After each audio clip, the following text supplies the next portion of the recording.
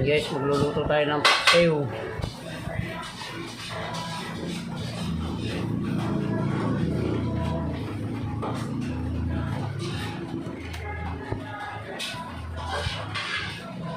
Yan, mamaya natin lagay yung sili para medyo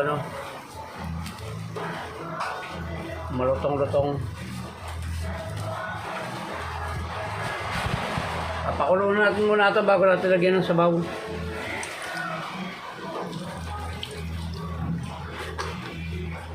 Yan, sarang natin guys.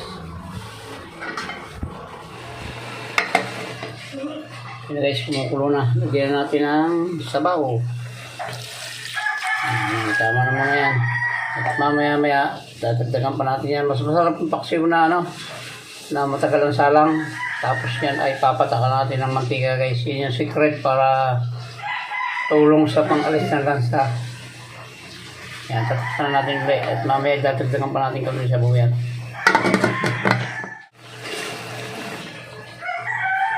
Guys, lagyan natin ito ating 2 pirasong sili. Dadagdagan pa natin ng konti sa buyan. Yan, pagkulo niyan guys ay papatakan natin ng mantika yan. Tapos ay hayaan natin siyang bumaba pa ng konti yung sabaw. Gusto ko yung matagal na luto sa paksiw para hindi malansa. Yan guys, tatakman natin ulit yan. Yan guys, kulong-kulo na. Lalagyan na natin ng mantika. Yan guys, yung secret para hindi lumansa yung paksiw yung pangos. Yan, kahit kaunti lang naman para pagtanggal nga lang na lansa. Yan guys, tatakpan natin ulit. Wala na tayo ibang dadagdag dyan kundi pabababain na lang natin o patutuyuin natin ng kaunti yung sabaw niyan. Kaunti lang ititira natin sabaw. Ayan guys, nag-iba na yung kulay niya. Paluto na ito. Pero pababain pa natin ng kaunti yung sabaw. Tikman ko lang guys. Tama na, medyo matabang pa nga. Tama na yan. Kahit medyo matabang, may patis naman. Sarap pa.